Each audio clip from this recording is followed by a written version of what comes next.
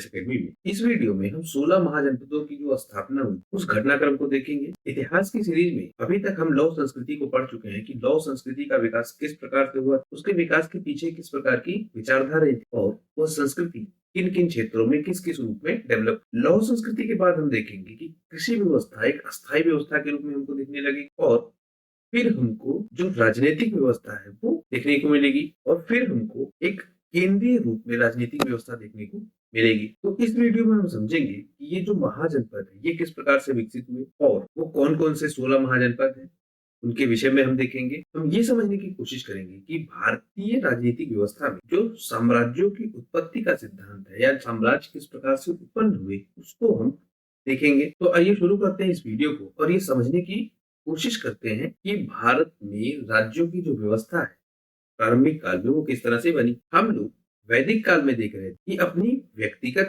योग्यता और सामाजिक समर्थन के बल पे कोई राजा बनता था और जब वो राजा बनता था उसके बाद वो अश्वमेध यज्ञ जैसे आयोजन करता था जिससे उसकी प्रामाणिकता सिद्ध हो, वो ये साबित कर पाए कि वह एक योग्य राजा है और इसी के लिए वो करता था अश्वमेध यज्ञ। वो चुनौती देता था अपने क्षेत्र के अन्य राजाओं को कि यदि वे चाहें तो उस राजा के सामर्थ्य को चुनौती दे सकते थे। मतलब अगर ये राजा अश्वमेध यज्ञ कर रहा है तो ये अन्य राजाओं से एक तरह से इनडायरेक्टली कहता था कि यदि आप मुझसे ज्यादा ताकतवर है तो मुझसे युद्ध कीजिए और साबित कीजिए, अन्यथा आप मेरी योग्यता स्वीकार कीजिए और मेरी अधीनता एक तरह से स्वीकार कीजिए। इस सब के दौरान जो हो रहा था वो ये कि वो राजा ये निश्चित करता था कि वही इस समय सबसे योग्य राजा है। तो हम क्या देख रहे हैं, व्यक्तिगत योग्यता के बल पे राजा बनता था और उसकी प्रामाणिकता क्या थी या उसको एथोराइज कौन करता था, अश्वमेध यज्ञ। लेकिन फिर हम देखते हैं धीरे धीरे ये जो राजा का पद ये वंशानुगत हो जाता है, मतलब इसका पिता राजा है वही व्यक्ति राजा बनता था तो राजा का पुत्र ही राजा बनेगा। फिर हम व्यवस्था में और परिवर्तन देखते हैं जब आपकी वर्ण व्यवस्था आएगी। वर्ण व्यवस्था में हम देखेंगे जो महिलाओं की स्थिति है जो शूद्रों की वो लगभग एक जैसी हो जाएंगी। इनको सामाजिक क्रियाकलापों से बिल्कुल बाहर कर दिया जाएगा। राजनीति में प्रशासन में इनकी भूमिका लगभग समाप्त हो जाएगी और एक नया वर्ग जन्म लेगा जिसको कहेंगे अछूत। इनको शूद्रों से भी नीचे रखा जाएगा और इसी में हम देखेंगे जो आपके चांडाल हैं उनको रखा जाता था जिनका प्रवेश भी वर्जित था सामाजिक जीवन में। और ये माना जाता था कि अगर इन अछूतों का प्रत्यक्ष या अप्रत्यक्ष मतलब डायरेक्ट या इनडायरेक्ट किसी भी तरीके से स्पर्श नहीं होना चाहिए, मतलब टच नहीं कर सकते ये किसी को। तो इस तरह की एक व्यवस्था भी हमको देखने को मिल रही। राजा का पद वंशानुगत हो गया, महिलाओं और शूद्रों की स्थिति बहुत दयनीय हो गई और उसके बाद भी एक नया वर्ग जन्म लिया जिसको चांडाल या अछूत कहते हैं, जिनको एक तरह से समाज से बहिष्कृत कर दिया गया। तो अब एक कठोर सामाजिक व्यवस्था हमको देखने को मिल रही है। फिर हम देखेंगे ये जो महायज्ञ कर रहे थे, वाजपेयी यज्ञ, अश्वमेध यज्ञ, ये सब यज्ञ करने वाले राजा जो पहले अपनी योग्यता को प्रमाणित करने के लिए यज्ञ करते थे, अब ये यज्ञ धीरे धीरे बड़े स्तर पे होने लगे, ज्यादा होने लगे। अब ये राजा जन के राजा ना होके जनपदों के राजा हो। इस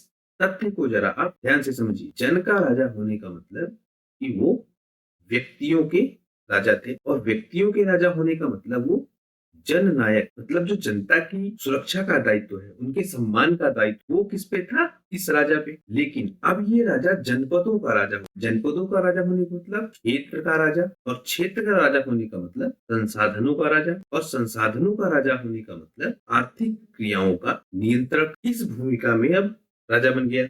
पहले जो राजा जनता का नायक था अब वह क्षेत्र का नायक हो गया, मतलब भौतिक संपदा पे राजा फोकस हो गया। हमको इस काल में जो विशेष प्रकार के बर्तन मिलते हैं वो मिलते हैं चित्रित धूसर मृदभांड। तो आप याद रखें कि जनपदों के काल में हमको जो बर्तन मिलेंगे वो कौन से, चित्रित धूसर मृदभांड हमको मिलेंगे। कृषि के क्षेत्र में हम देखेंगे दो बड़े परिवर्तन। पहला, फाल जो होता था हल का वो अब लोहे का होने लगा। इस लोहे के फाल से जो कृषि होगी वो आपकी उन्नत हो जाएगी और उत्पादन आपका ज्यादा होगा। दूसरा, फसलों में हमको विविधीकरण भी देखने को मिलेगा, जैसे गेहूं और जौ के साथ साथ अब हमको धान की फसल भी मिलेगी, उसके साथ साथ अन्य फसलें भी मिलेंगी। आपका ज्वार मिलने लगेगा धीरे धीरे, फिर आपका बाजरा मिलने लगेगा, कपास भी थोड़े समय बाद मिलेगा, दालें भी हमको मिलने लगेंगी।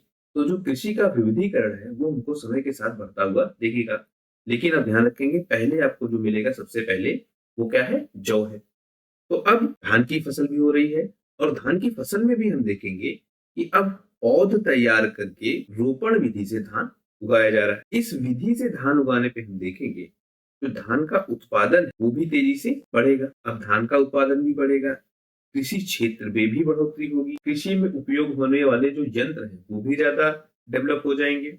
इन सब से ओवरऑल जो कृषि व्यवस्था वो हमको एक डेवलप रूप में मिलेगी। फिर हम यही जनपद देखते हैं, ये ज्यादा महत्वपूर्ण हो जाएंगे, मतलब बहुत सारे जनपद होंगे, उन जनपदों में कुछ जनपद ज्यादा महत्वपूर्ण हो जाएंगे और वो रूप ले लेंगे महाजनपद। इन महाजनपदों के साथ जो व्यवस्था मिलेगी वो क्या मिलेगी कि जो यहाँ का राजा होगा वो अस्थाई सेना रखेगा। पहले आप देख रहे थे जब आपकी कबीलाई व्यवस्था थी, उस कबीलाई व्यवस्था में राजा के पास अस्थाई सेना नहीं, और राजा युद्ध कैसे लड़ता था? जब भी उसको जरूरत होती थी तो अपने कबीले के लोगों को वो इकट्ठा करता था और युद्ध लड़ता था। अब राजा अस्थाई सेना रखेगा जिनका काम सिर्फ युद्ध लड़ना है या सुरक्षा के लिए ही इनकी नियुक्ति होगी। पहले के लोग कौन थे, या कबीलाई समाज में हम क्या देख रहे थे? स्थायी सेना नहीं थी, लोग अपना अपना काम करते थे, जब युद्ध की बात आती थी तब लोग एक होते थे। अब यहाँ राजा अपनी सेना रखेगा और इस सेना के सिपाहियों को नियमित रूप से वेतन देगा, अर्थात पूरे साल सिपाही हमको सुरक्षा में दिखेंगे। तो महाजनपद की व्यवस्था में जो परिवर्तन हो रहा है, राजा की स्थायी सेना, जनपद महत्वपूर्ण हो जाएंगे, नियमित वेतन दिया जाएगा। अब नियमित अगर वेतन देना है तो कर का संग्रह भी नियमित रूप से हो जाएगा, तभी तो वेतन देंगे ना। जब नियमित रूप से कर आएंगे तभी नियमित रूप से वेतन दिए जाएंगे। तो अब कर की जो व्यवस्था है वो हमको जटिल मिलेगी, इसका विधिकरण होगा, इसका कर का मतलब कर को रूल्स रेगुलेशन के अंदर लाया जाएगा कि निश्चित कर है, इस मात्रा में देना है, इस समय पे देना है, इन तरीकों से आपको कर देना है, वो सब कुछ तय किया जाएगा। क्यों? क्योंकि अब देना है नियमित वेतन और रखनी है स्थायी सेना, तो इस वजह से जो कर की व्यवस्था है वो नियमित हो जाएगी। हम देखेंगे फसलों पे आपके जब कर लगेंगे वो 1/6 हिस्सा प्रारंभिक रूप में लगने लगेगा और ये निश्चित होगा। इसी कर को कहते हैं भाग। ये शब्द आप ध्यान रखिएगा, एग्जाम में आपसे पूछा जा सकता है कि भाग किसे कहते हैं। तो ये जो नियमित कर लग रहा था 1/6 हिस्सा फसलों पे, इसी को कहते थे भाग। फिर हम देखेंगे कारीगरों के ऊपर भी कर लगेंगे और उनसे कर किस रूप में लिया जाएगा? श्रम के रूप में। पशुपालकों को भी कर देना होगा और वो कर जानवरों और उनके उत्पाद के रूप में देना होगा। व्यापारियों को भी कर देना होगा। जो आखेटक है, जो संग्राहक, उन सब को भी जंगल से जो कुछ प्राप्त करते हैं उन सब पे एक हिस्सा देना होगा। किसको? राजा को। अब राजा सभी वर्ग के लोगों से कर ले रहा है और वो कर निश्चित है, और जो भी उस राजा के क्षेत्र में रह रहा है उस व्यक्ति को कर देना है। और ये इसलिए हो रहा है क्योंकि राजा को भी नियमित वेतन देना है। तो महाजनपद काल की व्यवस्था में ये परिवर्तन हमको देखने को मिलेगा। अगर हम देखें अगुत्तर निकाय को, ये प्रश्न बहुत बार पूछा गया है। तो सबसे पहले जो 16 महाजनपदों की बात की जाती है वो इस अगुत्तर निकाय में ही दिया गया। मगध का जो सर्वप्रथम उल्लेख होगा वो कहाँ होगा? अथर्ववेद। और अब ध्यान देंगे ये मगध ही बाद में चल के सबसे शक्तिशाली महाजनपद बन जाएगा। लिच्छवी गणराज्य के विषय में अगर हम जो कि वैशाली में पड़ता है, ये विश्व का प्रथम गणराज्य कहा जाता है। मतलब जहां जनता का शासन होता था उस तरह की व्यवस्था हमको कहाँ देखने को मिलेगी? लिच्छवी में। हम एक कथा को भी देखेंगे जो गौतम बुद्ध से कनेक्टेड है, इस लिच्छवी साम्राज्य के विषय में ही। जब हम पढ़ेंगे कि किस तरह से मगध बहुत ताकतवर हो, तो हम देखेंगे किस तरह की व्यवस्था थी कहाँ पे? लिच्छवी में। इस लिच्छवी के विषय में आप ध्यान रखेंगे, ये राजधानी थी किसकी? वज्जी महाजनपद। तो मगध का उल्लेख सबसे पहले अथर्ववेद में, अगुत्तर निकाय में 16 महाजनपदों का सबसे पहले उल्लेख, लिच्छवी गणराज्य जो दुनिया का सबसे पहला गणराज्य कहा जाता है वो वज्जी की राजधानी है। जैन धर्म का एक ग्रंथ हमको मिलता है भगवती सूत्र। इसमें आप दोनों चीज याद रखिएगा, एक भगवती सूत्र संबंधित है 16 महाजनपदों से, दूसरा भगवती सूत्र संबंधित है जैन ग्रंथ। यहाँ आपके लिए बड़ा कंफ्यूजिंग हो जाएगा, जैसे ही आपसे कहेगा भगवती सूत्र किससे संबंधित है, यदि आप इसको ध्यान नहीं देंगे तो इसको आप कनेक्ट कर देंगे हिंदू धर्म से, क्योंकि यहाँ शब्द जो मिल रहा है आपको वो भगवती मिल रहा है। लेकिन हम ध्यान रखेंगे कि भगवती सूत्र हमको संबंधित मिलेगा जैन धर्म से। अस्मक की एक बात की जाएगी। अस्मक दक्षिण में गोदावरी नदी के तट पर स्थित एकमात्र जनपद है जो हमको मिलेगा दक्षिण भारत। सामान्यतः ये जो 16 महाजनपद है, इन 16 महाजनपदों में से 15 महाजनपद आपके उत्तर भारत में मिलेंगे। एक महाजनपद जो आपका 16वां है, अस्मक, ये हमको मिलेगा दक्षिण में। और वो कहाँ? गोदावरी नदी के तट पे। अगर हम मैप में देखें तो ये देखिए आपकी गोदावरी नदी है और इस गोदावरी नदी के तट पर ही स्थित है अस्मक। यहाँ आप ध्यान देंगे ये आपका मगध है। ये बाद में अंग पे अधिकार करेगा, काशी इसको दहेज में मिल जाएगा, वत्स पे अधिकार करेगा। धीरे धीरे ये महाजनपद व्यवस्था में मगध सबसे ताकतवर होकर उभरेगा और इसी मगध का राजा हमको मिलेगा धना। जब हम नंद वंश को देखेंगे, इस धनानंद को ही हराएगा कौन? चंद्रगुप्त मौर्य, और स्थापना करेंगे किसकी?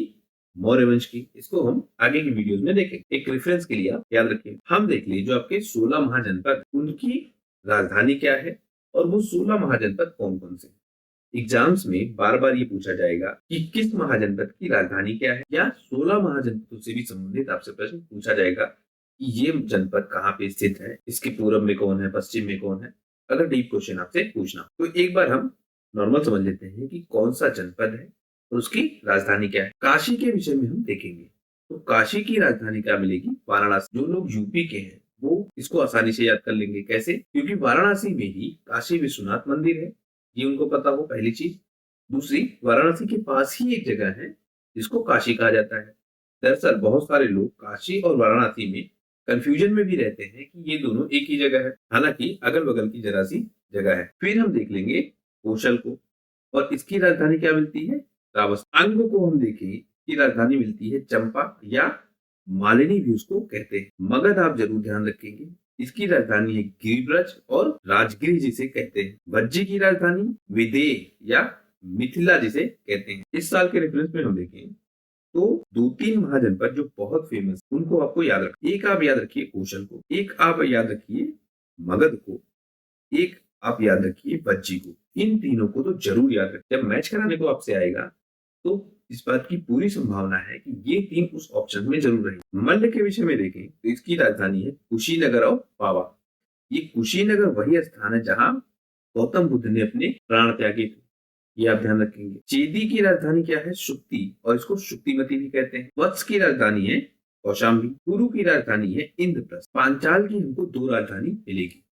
जो आपका उत्तरी पांचाल है उसकी राजधानी होगी अहिछत्र, जो आपका दक्षिणी पांचाल है उसकी राजधानी होगी काम्पिल। तो अहिछत्र और काम्पिल 2 राजधानी है किसकी? पांचाल की। उत्तरी भाग की राजधानी अहिछत्र और दक्षिणी भाग की राजधानी काम्पिल। मत्स्य की हम राजधानी देखेंगे तो वो आपका विराटनगर। सूरसेन की राजधानी हम देखेंगे तो वो आपकी मथुरा। अस्मक की राजधानी देखेंगे, ये सबसे दक्षिण वाला, इसकी राजधानी पोटन या पोटली, या फिर एक नाम हमको और मिलेगा जिसको कहते हैं प्रतिष्ठाना। अवंती की राजधानी उज्जैनी और महिष्मती। उज्जैनी उत्तर क्षेत्र की और महिष्मती दक्षिण क्षेत्र की। गांधार की राजधानी तक्षशिला, ये भी इंपॉर्टेंट है, इसको भी याद रखिए। कंबोज की राजधानी राजापुर अथवा फाटक। तो अवंती के विषय में भी आप ध्यान रखिए, 2 राजधानी इसकी है। पांचाल के विषय में ध्यान रखिए, 2 राजधानी इसकी है। और सबसे फेमस कौशल, अंग, मगध और गांधार, इन चारों को तो आप जरूर याद रखिए। अगर ये 4 भी आपको याद है तो आप ये मान के चलिए इस बात की पूरी संभावना है कि एग्जाम्स में आप मैच कर ले जाएंगे, यदि आपसे लिस्ट 1 लिस्ट 2 मैच करने को आता है या इस तरह का कोई प्रश्न आता है। इनको आप कई बार रिवाइज करिएगा, आपको याद आ जाएंगे। और कोशिश करिएगा कोई आप लिंक बना, कुछ ऐसी ट्रिक्स बना पाए जो आपकी अपनी भाषा की। एक चीज आप ध्यान रखिए, जब हम ट्रिक्स की बात करते हैं ना कि ट्रिक्स के थ्रू चीजें याद हो जाती हैं, ये वास्तव में होता है, लेकिन दूसरों की ट्रिक से चीजें सही से याद नहीं होगी, या दूसरे जो ट्रिक बना के आपको देंगे वो ज्यादा कारगर नहीं होगी, बल्कि यदि आप खुद से ट्रिक बनाते हैं तो वो ज्यादा कारगर होगी। इसीलिए मैं आपको कोई ट्रिक नहीं बता रहा हूँ, आप अपने आप से कोई ट्रिक बनाइए, अपने हिसाब से आप कनेक्ट करके कोई ट्रिक बनाइए, तब जाके आप ज्यादा अच्छे तरीके से याद कर पाएंगे। हम बुद्ध के समय देखिए, अगर उनको 10 गणतंत्र राज्य मिलते हैं, जहां आप समझिएगा ये महाजनपद नहीं है, ये है आपके गणतंत्र राज्य। 8 राज्य हमको मिलेंगे भज्जी के, जिसमें कपिल वस्तु के साथ, सुमसुमार गिरी के मग, अलकप के बूली, केशपुत्र के कालाम, राम गाम्र के कोली, पिपलीवन के मोरी, वैशाली के लिचुनी और मिथिला के विदेह। ये 10 गणराज्यों में से 8 गणराज्य जो वज्जी संघ के अंदर आते थे वो हमको देखने को मिलेगी। आप ये ध्यान रखेंगे ये जो संघ की व्यवस्था है ये हमको बहुत डिटेल में समझना होगा। ये संघ क्या था, संघ की व्यवस्था क्या थी, ये संघ आपस में मिलके कैसे रहते हैं, ये हमको समझना होगा। फिर हम देखेंगे 2 मल्ल संघ और इन 2 मल्ल संघों में एक कुशीनगर के हैं, दूसरा पावा के हैं। इन दोनों स्थानों पे हमको संघ व्यवस्था मिलेगी। कहाँ? मल्ल संघ में 8 वज्जी संघ के। एक चीज आप ध्यान रखेंगे कि जो आपका संघ है वो प्रशासन की एक प्रमुख भूमिका में रहेगा। कब? इस काल में। हम बुद्ध के समय में देखें तो सबसे शक्तिशाली जो आपका गणराज्य वो वैशाली था। बुद्ध के समय में 4 शक्तिशाली राजतंत्र हमको मिलते हैं। देखिए ये आपका गणराज्य है, ध्यान रखिएगा, मतलब जनता की भूमिका यहाँ ज्यादा है प्रशासन में। ये आपका राजतंत्र है, मतलब यहाँ राजा ज्यादा प्रमुख होगा। तो 4 शक्तिशाली राजतंत्र कौन कौन से हैं? एक आपका कौशल, एक आपका मगध, एक आपका वत्स और एक आपका अवंती। ये 4 प्रमुख राजतंत्र हमको मिलते हैं बुद्ध के काल में। गणराज्य के रूप में सबसे शक्तिशाली मिलता है वैशाली। और गांधार और कम्बोज को अगर हम देखें तो इसको कहा जाता है वार्ता सशस्त्रो जीवित कहा जाता है। इसको गांधार और कम्बोज। तो ये कुछ प्रमुख तथ्य हैं गणराज्यों के विषय में, राज्यों के विषय में, क्षेत्र विशेष के विषय में। अब हम बुद्ध के समय में देखें तो कुल हमको 16 महाजनपद मिलते हैं। अधिकतर हमको विंध्य के उत्तर में मिलते हैं। मगध, कौशल, वत्स, अवंती ये सबसे शक्तिशाली मिलेंगे। पूरब से शुरू करें अगर हम तो हमको सबसे पहले मिलता है अंग। हम कुछ महाजनपदों को देख लेते हैं जो ज्यादा इंपॉर्टेंट है, जिनसे सवाल बार बार परीक्षाओं में पूछा जाता है। 16 के 16 पढ़ेंगे तो हमको एक तो याद नहीं होगा पूरा पूरा, और जो इंपॉर्टेंट है वो भी हम याद नहीं कर पाएंगे। तो हमको ये ध्यान देना है कि जो सबसे इंपॉर्टेंट है, जहां से सवाल ज्यादा आते हैं, उन महाजनपदों को हम देख लेते हैं। तो हम जब पूरब से शुरू करते हैं तो सबसे पहले मिलता है हमको अंग। अंग का जो क्षेत्र है वो आधुनिक मुंगेर और जो भागलपुर जिला उस क्षेत्र से संबंधित हमको ये दिखता है। इसकी राजधानी थी क्या? चंपा। 5वीं सदी ईसा पूर्व में हम देखेंगे तो ये मिट्टी के किले के रूप में मिलेगा। बाद में हम देखेंगे मगध ने क्या किया, अंग का अधिग्रहण कर लिया। ये हम डिटेल में देखेंगे जब हम मगध को देखेंगे एक अलग से वीडियो में कि मगध किस तरह से सबसे शक्तिशाली बना। तो ये देखिए ये आपका हो गया मगध। इसने क्या किया, इस अंग को अधिकृत कर लिया या अपने अंदर समाहित कर लिया या इसको जीत लिया। काशी हम देखेंगे बाद में, इस मगध को दहेज में मिल जाएगा। तो हम पूरी व्यवस्था को देखेंगे। अब हम मगध के विषय में अगर देखें, यही सबसे इंपॉर्टेंट है, आप ध्यान रखिएगा। तो ये गंगा और सोन नदियों के मध्य में है, जिसकी वजह से इसका यातायात, इसका जल वितरण, इसका जो कृषि क्षेत्र है वो हमको ज्यादा विकसित मिलेगा। मगध से एक चीज आप और देखिए, हम जब लोहे की बात कर रहे थे तो इस मगध क्षेत्र के आसपास ही हमको लोहे के भंडार मिल रहे थे। और एक रीजन ये भी था कि मगध इतना ताकतवर हुआ। लेकिन जब हम बात कर रहे थे ना कि सिर्फ लोहा ही वजह नहीं थी जिसने मगध को इतना ताकतवर बनाया, तो हम अन्य चीजों की जब बात करें तो यातायात के साधन, गंगा और सोन जैसी नदियों का क्षेत्र इसको मिल रहा है, जल वितरण की अच्छी व्यवस्था मिल रही है, उपजाऊ भूमि मिल रही है। फिर हम देखेंगे ये जो नदियां हैं आपकी ना, एक सुरक्षा दीवार के रूप में भी काम करेंगी। इसकी सुरक्षा के लिए, मगध की सुरक्षा। उसके अलावा हम देखें जो मगध का क्षेत्र है उसके आसपास के जो जंगल है वहां पे हमको बड़ी संख्या में हाथी मिलेंगे। और मगध साम्राज्य क्या करता था, इन्हीं जंगलों से इन हाथियों को पकड़ के लाता था, अपने यहाँ प्रशिक्षित करता था और उनको सेना के रूप में इस्तेमाल करता था। जब हम मगध जनपद को बाद में देखेंगे, जब घनानंद को देखेंगे, घनानंद की सेना पर जब आक्रमण करने की बात आती है सिकंदर की या सिकंदर की सेना की, तो इस हाथियों की सेना से ही डर के सिकंदर की सेना वापस हो जाती है या लड़ने से मना कर देती है। ये हम देखेंगे। तो इस जंगल से ये लोग हाथी ले आ रहे हैं, उनको ट्रेनिंग दे रहे हैं और ट्रेनिंग देने के बाद उनको सेना के काम में लगा रहे हैं। इन्हीं क्षेत्रों से या इन्हीं जंगलों से इनको रथ बनाने के लिए लकड़ी भी मिल रही है। लौह अयस्क जैसे हमने बात की, आसपास लौह अयस्क की खदानें हैं, वहां से इनको लोहा मिल रहा है और इससे ये मजबूत हथियार बना रहे हैं, औजार बना रहे हैं। ये सब सहायक होंगे मगध के उत्कर्ष में। इसके अलावा एक चीज हम ऐड करेंगे, जो राजा मिलेंगे मगध को वो बड़े महत्वाकांक्षी, बहुत योग्य राजा मिलेंगे जो इस मगध को बहुत ताकतवर बनाएंगे। हम देखें मगध के विषय में, पहले इनकी राजधानी थी राजगिरी, जो आधुनिक राजगीर। बाद में इनकी राजधानी होगी पाटन, जिसे पटना भी कहते हैं, जो वर्तमान से। मगध की 2 राजधानी, पहली राजगिरी और दूसरी पाटलिपुत्र। हमने जैसे अभी ऊपर बात की, जो मैसेडोनिया का राजा था सिकंदर, इसने जब हमला किया भारत पे, तो जब ये हमला करता है तो सबसे पहले इसको राजा मिलता है, राजा अम्भी। राजा अम्भी क्या करता है, सरेंडर कर। राजा अम्भी के बाद जो दूसरा राजा मिलता है इसको, वो होता है पोरस। पोरस के साथ सिकंदर का युद्ध होता है और ये कहा जाता है कि इस युद्ध में पोरस हार जाता है। युद्ध कौन सा है? Battle of वंडीवॉश। वंडीवॉश की इस लड़ाई में पोरस हार जाता है, ऐसा हमको लिखा मिलता। लेकिन यहीं पे इतिहासकार भी प्रश्न उठे, दरअसल पोरस के साथ लड़ाई में सिकंदर हार गया, इसीलिए सिकंदर की सेना आगे ही नहीं बढ़ी। लेकिन जो हमको अन्य तर्क मिलता है वो ये मिलता है कि पोरस को हराने के बाद सिकंदर की सेना जब आगे बढ़ती है तो व्यास नदी के किनारे तक वो सेना पहुंच जाती। लेकिन व्यास नदी के इस पार जब उनको ये पता लगता है कि यहाँ नंद वंश की सेना है या घनानंद की सेना है, जिसमें बहुत बड़ी संख्या में हाथी हैं, उन हाथियों के डर से और उसके अलावा जो सैनिकों का आकार है उसके डर से, जिसमें पैदल सैनिक, रथ सैनिक, वो सारे हैं, हथियार इनके बहुत उन्नत हैं, उन सबको देखकर ये जो सिकंदर की सेना है वो डर जाती है और यहाँ से वापस हो जाती है। ये विचारधारा है पश्चिम की, आप इसको भी ध्यान रखिएगा। जब हम कुछ अन्य इतिहासकारों को देखते हैं तो वो कहते हैं कि लड़ाई में सिकंदर हार गया था, इसीलिए वो यहाँ से वापस हो गया क्योंकि पोरस ने उसको हरा दिया था। एक विचारधारा ये भी है। लेकिन हमको ये मिलता है कि मगध के पास एक बहुत शक्तिशाली सेना थी, ये बात हमारे पास लगभग निश्चित है। अगर हम मगध राज्य को देखें तो ये आधुनिक पटना, गया जिला तथा शाहाबाद का जो क्षेत्र है ये इसके अंतर्गत आता है। गंगा के उत्तर में आज के तिरहुत प्रमंडल में वज्जियों का राज्य था। वज्जी 8 जनों का संघ था, जैसे हमने भी पीछे देखा। इसमें सबसे प्रबल थे कौन? लिच्छवी सबसे प्रमुख थे। और लिच्छियों की राजधानी क्या थी? वैशाली की राजधानी थी। इसके पश्चिम में पड़ता है काशी जनपद, जो एक महाजनपद के रूप में उभरेगा। काशी ने क्या किया? कौशल के आगे समर्पण कर दिया। इस काशी महाजनपद ने किसके सामने? कौशल के सामने समर्पण कर दिया। तो हमने 8 जो वज्जी संघों की बात की थी उनमें सबसे ताकतवर लिच्छवी, लिच्छवी की राजधानी वैशाली, लिच्छवी के पश्चिम में मिलेगा काशी, और ये काशी जाके बाद में किसमें मिल जाएगा? कौशल में। कौशल जनपद को अगर हम देखें तो ये पूर्वी उत्तर प्रदेश का क्षेत्र। कौशल की राजधानी क्या थी? श्रावस्ती। इस श्रावस्ती में हम देखें तो जो गोंडा बहराइच सीमा पर स्थित सहेत महेत नामक वो पूरा क्षेत्र था कौशल का। कौशल में अगर हम देखें तो शाक्यों का जो कपिल वस्तु गणराज्य ये भी हमको मिलता है।